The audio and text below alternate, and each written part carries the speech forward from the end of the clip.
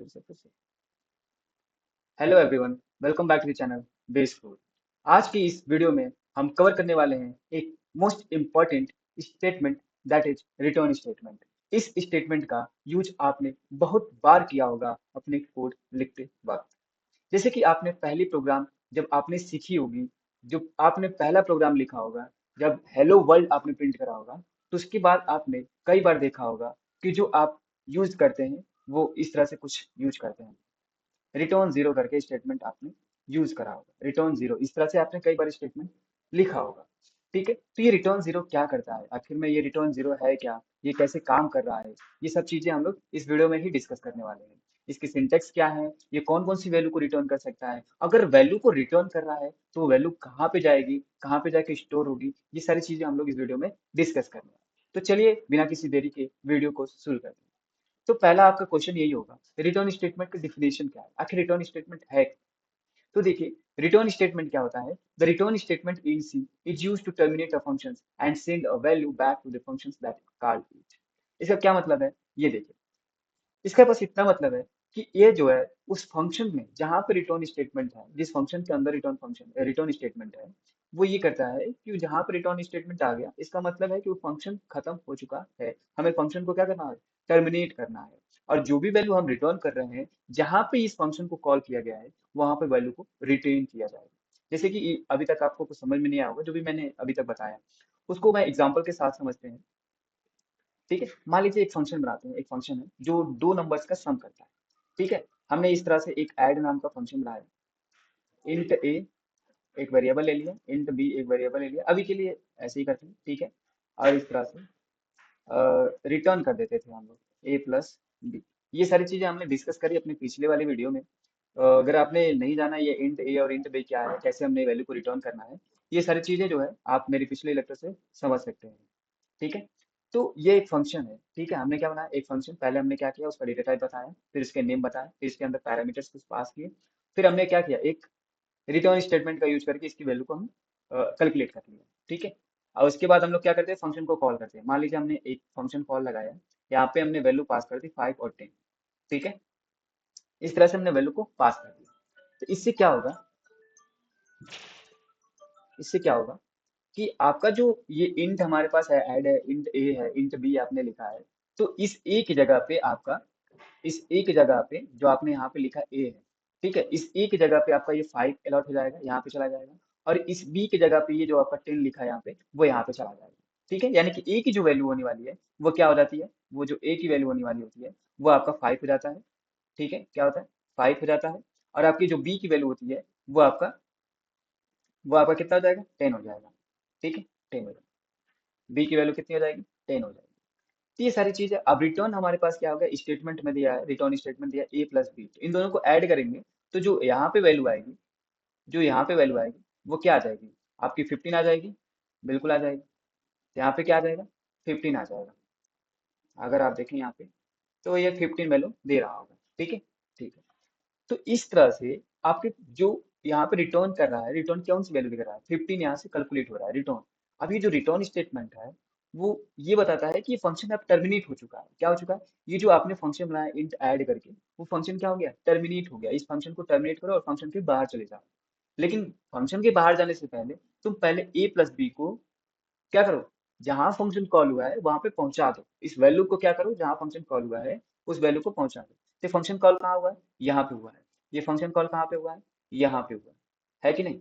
यहाँ पे function call हुआ है तो इसकी वैल्यू क्या होगी, जो एड 5, 10 है, यहाँ पे वैल्यू आ जाएगी 15। ये जो वैल्यू यहाँ पे हमने बताया है वो यहाँ पे जाकर के स्टोर हो जाएगी। ठीक है, अब स्टोर होगी तो स्टोर करने के लिए हमारे पास कुछ कंटेनर भी होना चाहिए। तो कंटेनर बनाने के लिए हम लोग क्या कर सकते हैं, अलग से एक वेरिएबल बनाते हैं यहाँ पे, इस तरह से इंट सम नाम का। सम इज इक्वल टू, हम लोग sum is equal to add हमने लगा दिया, तो इस सम के अंदर, इस सम के अंदर 15 क्या हो जाएगा, स्टोर हो जाएगा। अब इस सम को आप प्रिंट कर देंगे तो आपकी वैल्यू प्रिंट हो जाएगी। ठीक है, अगर आप इस सम को प्रिंट करेंगे इस तरह से, प्रिंटफ परसेंटेज डी का यूज करके, तो आप जो है इस सम को प्रिंट कर पाएंगे। तो इस सम की वैल्यू जो आएगी वो कितनी होगी, 15 हो जाएगी। आई होप आप इस रिटर्न का मतलब समझ पाए कि रिटर्न क्या करता है, ये फंक्शन को टर्मिनेट करता है। क्या करता है, फंक्शन को क्या करता है, टर्मिनेट करता है। क्या करता है यहाँ पे, फंक्शन को टर्मिनेट करता है और उस वैल्यू को सेंड बैक करता है जहां से फंक्शन कॉल हुआ है। ठीक है, आई होप ये स्टेटमेंट आपको क्लियर होगा। ठीक है, अब हम चलते हैं अपने नेक्स्ट प्रॉब्लम। आपका अब ये क्वेश्चन होगा, क्या ये जो रिटर्न है वो क्या क्या वैल्यू रिटर्न कर सकता है। ठीक है, ये आपका नेक्स्ट डाउट होना चाहिए कि रिटर्न हम कर तो रहे हैं ठीक है, लेकिन वो रिटर्न स्टेटमेंट कौन कौन सी वैल्यू को रिटर्न कर सकता है ये भी देखते हैं। ठीक है, रिटर्न कौन कौन सी वैल्यू को कर सकता है, क्या ये वैल्यू को रिटर्न करता है, या एक्सप्रेशन को रिटर्न कर सकता है, या किसी वेरिएबल को रिटर्न कर सकता है। तो रिटर्न तो आपका तीनों कर सकता है। मैं आपको बता दूं, रिटर्न किसी कांस्टेंट वैल्यू को भी कर सकता है। आपका रिटर्न स्टेटमेंट क्या होता है, कांस्टेंट वैल्यू को भी कर सकता है, एक अगर वेरिएबल है वेरिएबल को भी रिटर्न कर सकता है, या फिर कोई एक्सप्रेशन दे रखा है तो उस एक्सप्रेशन को इवेलुएट करके वो रिटर्न करेगा। ठीक है, जैसे कि आपने यहाँ पे पहले वाले फंक्शन में क्या देखा, एक एक्सप्रेशन दे रखा है। एक्सप्रेशन में हमारे पास क्या है, ए प्लस बी, ये एक एक्सप्रेशन है। इस एक्सप्रेशन को रिजॉल्व करके वो वैल्यू को यहाँ पे दे रहा है। रिजॉल्व करने के बाद तो 15 आया था, 15 को क्या किया यहाँ पे वो दे दिया, तब जाकर के आपका सम 15 प्रिंट होकर के आ रहा होगा। ठीक है, अब यहाँ पे इसी फंक्शन में अगर मैं कहूँ, इसी फंक्शन में इसी फंक्शन में मैं कहूँ,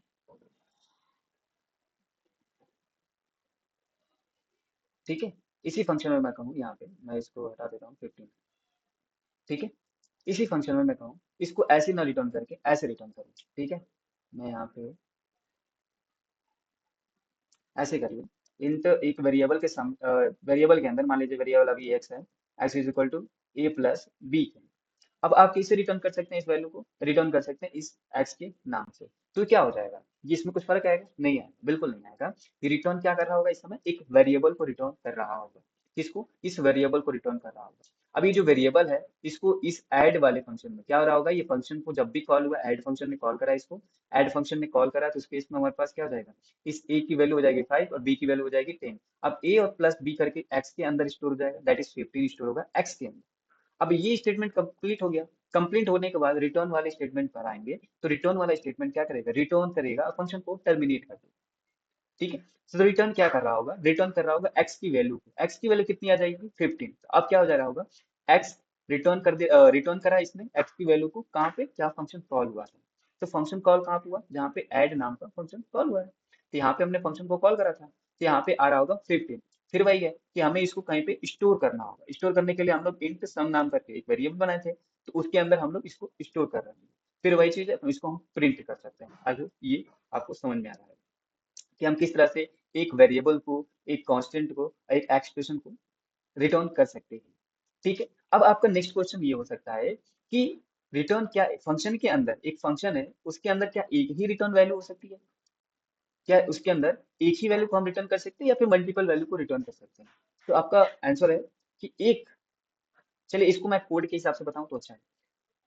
ठीक है, कोड में ही डायरेक्टली देख लेंगे कि क्या हम रिटर्न में दो दो वैल्यू को रिटर्न कर सकते हैं, क्या हम एक फंक्शन के अंदर दो वैल्यू को रिटर्न कर सकते हैं। तो वो चीज हम लोग जब इम्प्लीमेंटेशन करेंगे इन सब चीजों का तब देख लेंगे। ठीक है, लेकिन आपका नेक्स्ट क्वेश्चन ये भी हो सकता है कि क्या सर हम एक फंक्शन के अंदर दो बार रिटर्न का यूज कर सकते हैं, मतलब मल्टीपल स्टेटमेंट लगा सकते हैं, रिटर्न स्टेटमेंट लगा सकते हैं। तो आंसर है बिल्कुल यस, आप लगा सकते हैं। ठीक है, अगर आप चाहते हैं, आपका क्वेश्चन है क्या हम मल्टीपल रिटर्न स्टेटमेंट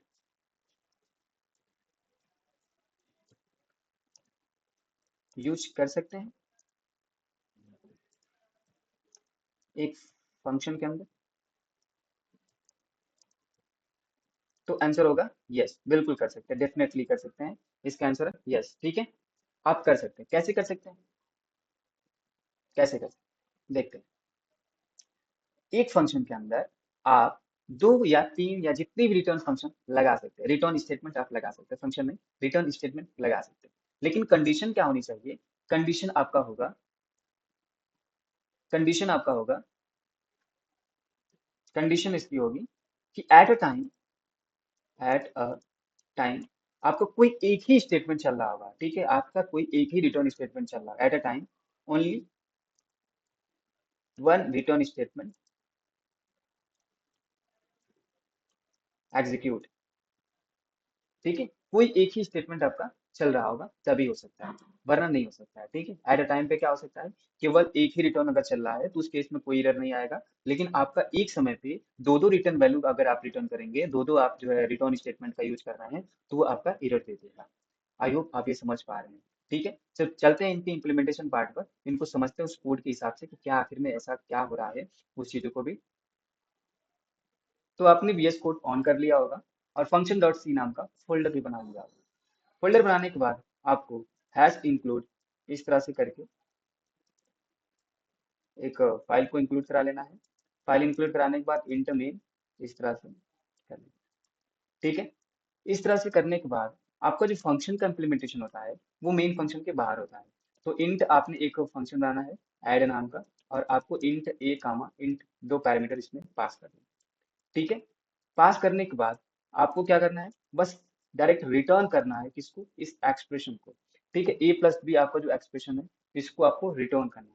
फिर आपको क्या करना होगा, वो जो वैल्यू आ रही है उसको हमने क्या करा था, कॉल करा था। पहले तो क्या करा था, कॉल करा था ऐड नाम का, इस तरह से हमने 5, 10 को पास करा था।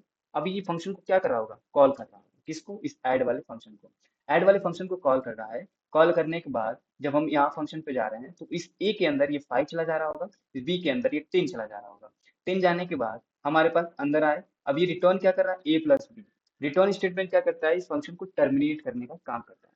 तो रिटर्न क्या कर रहा होगा, इस वैल्यू को रिटर्न करने के बाद इस फंक्शन को पूरी तरह से क्या कर रहा होगा, खत्म हो जाएगा, मतलब फंक्शन के बाहर आ जा रहा होगा। ठीक है, ठीक है। तो अब हमारे पास ये फंक्शन जो है एक वैल्यू को रिटर्न कर रहा होगा। तो वो वैल्यू कहाँ पे स्टोर हो रहा होगा, इस ऐड फंक्शन जहाँ पे कॉल हुआ है वो वहाँ पे वैल्यू आ रही होगी। तो वो वैल्यू जहाँ पे आ रही है उस वैल्यू को हमें कहीं पे स्टोर करना होगा। ठीक है, तो उसको स्टोर करने के लिए हमने एक वेरिएबल का नाम लिया सम। सम के अंदर इस वैल्यू को हमने स्टोर कर, मतलब कि जो रिटर्न हो रहा है वो इस ऐड फंक्शन के अंदर आ रहा होगा। ठीक है, ठीक है। अब इसको प्रिंट करके देखते हैं क्या ये सच में वहां पे वैल्यू आया होगा, तो इस सम के अंदर स्टोर हुआ होगा। ठीक है, तो परसेंटेज डी करके इस तरह से हम सम को प्रिंट करा रहे हैं। ठीक है, प्रिंट कराने के बाद आपको रिटर्न जीरो स्टेटमेंट लिख देना है। ठीक है, ठीक है। अब इसको रन करा के देखते हैं, रन करा के देखते हैं। तो देखिए कितना आ गया, 59। ऐसा कैसे आ गया, क्योंकि ये ऐड फंक्शन क्या हो रहा होगा, वो अपना यहाँ कॉल हुआ है, कॉल होकर के रिटर्न जो होगा वो 15 को यहाँ पे लाकर रख दे रहा होगा। वो 15 इस सम के अंदर स्टोर हुआ, सम आपका प्रिंट हुआ 15। ठीक है, ठीक है। आई होप आपको ये चीज समझ में आई है। अब देखते हैं हमारे पास यह क्या कर रहा था, एक एक्सप्रेशन को रिटर्न कर रहा था। रिटर्न एक एक्सप्रेशन है, क्या कर रहा है, एक्सप्रेशन को रिटर्न कर रहा है। अब हम सीखते हैं कि ये क्या, रिटर्न जो है किसी वेरिएबल को भी रिटर्न कर सकता है, बिल्कुल कर सकता है। तो वेरिएबल को रिटर्न करने के लिए हम लोग क्या कर सकते हैं, वेरिएबल को रिटर्न करने के लिए आप ऐसे कर सकते हैं कि यहाँ पे एक वेरिएबल मान लीजिए एक्स। ठीक है, उस एक्स को हम लोग ऊपर इंट डिक्लेयर करेंगे, int X is equal to A plus B. इसके अंदर हम लोग इवेलुएट करके स्टोर कर लेंगे एक्स के अंदर, और एक्स को हम लोग क्या कर देंगे, रिटर्न कर देंगे। तो क्या यह एक्स क्या है, एक वेरिएबल है, तो उस वेरिएबल को ये रिटर्न कर सकता है, बिल्कुल कर सकता है। ठीक है, रिटर्न करें, इसको रन करें, तो देखिए आपका कोई भी एरर नहीं आया है, 15 ही आ रहा है। ठीक है, इसमें भी क्या आ रहा है, 15 ही आ रहा है, कोई भी एरर नहीं। आपको लग रहा है ये प्रीवियस वाला ही है, तो यहाँ पे वैल्यू आप क्या कर सकते हैं, चेंज कर सकते हैं। लगे 15 है, 15 होने के बाद अगर आप इसको फिर से रन करेंगे तो देखिए 25 आ गया।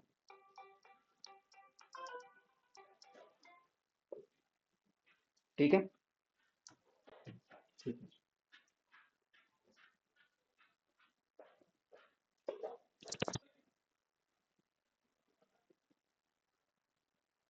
अब बात करते हैं कि रिटर्न स्टेटमेंट हम मल्टीपल बार एक फंक्शन के अंदर यूज कर सकते हैं कि नहीं। तो देखिए अगर आप यहाँ पे रिटर्न एक स्टेटमेंट और लिखते हैं, मान लीजिए रिटर्न आप 30 कर रहे हैं। ठीक है, तो क्या यह जो x की वैल्यू है वो इस फंक्शन के अंदर आएगा, या जो आपका ये रिटर्न 30 है वो इसके अंदर आएगा। ये देखते हैं पहली बात, ये करेक्ट है या नहीं, कोई एरर तो नहीं दे रहा है। तो इसको रन करके देखिए, तो यह 25 आ गया। अगर आप देखेंगे ये क्या आ रहा है, 25 आ गया।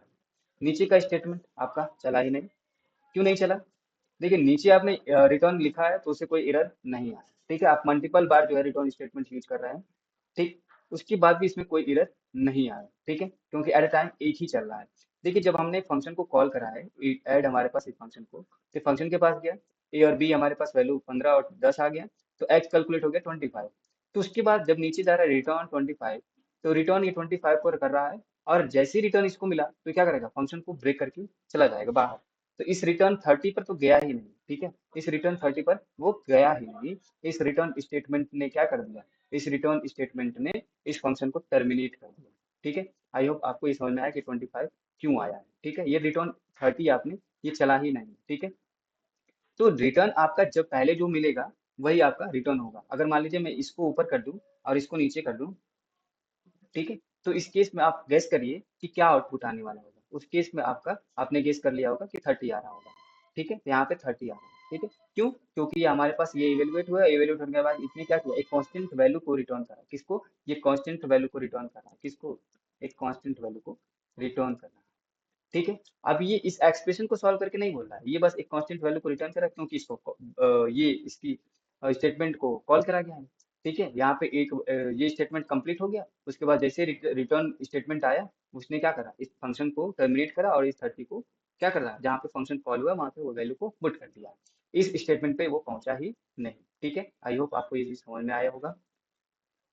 तो हम तो ये चीज सीख लिए कि हमने जो है एक रिटर्न फंक्शन क्या होता है, रिटर्न किस तरह से काम करता है, उसके सिंटेक्स क्या होते हैं। सिंटेक्स बस यही होता है कि रिटर्न, उसके बाद कोई वेरिएबल।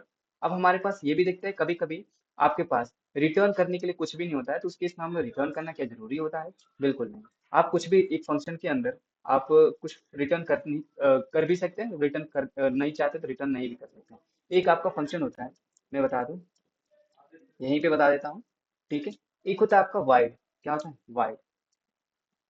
वाइड एक फंक्शन है। वाइड का मतलब है कुछ भी रिटर्न नहीं करना। उसका डेटा टाइप का मतलब है क्या है? एक डेटा टाइप है, ठीक है। तो वाइड क्या है? डेटा टाइप है, डेटा टाइप है। तो इसमें इस वाइड का मतलब है कि आपको कुछ भी रिटर्न नहीं करना है, ठीक है। तो वाइड के अंदर हमने एक ग्रीट फंक्शन बना दिया, ग्रीटिंग फंक्शन। इसके अंदर कुछ पास करने की जरूरत नहीं है, मैं यहाँ पे बस केवल एक प्रिंट करके hello base code, hello base code, ठीक है, इस तरह से हमने इसको टाइप करा है। तो इसको अगर हमें कॉल करना है तो इस फंक्शन के अंदर आना है, मेन फंक्शन के अंदर। तो ग्रीटिंग को कॉल करना है, ग्रीटिंग, ठीक है, ग्रीटिंग को कॉल कर देंगे इस तरह से। तो क्या हो जाएगा, जैसे ही ग्रीटिंग को कॉल करेंगे, इसने तो कुछ वैल्यू रिटर्न करा ही नहीं, तो क्या यह हेलो बेस कोड प्रिंट कर देगा? बिल्कुल प्रिंट कर देगा। इसको अगर आप रन करके देखते हैं,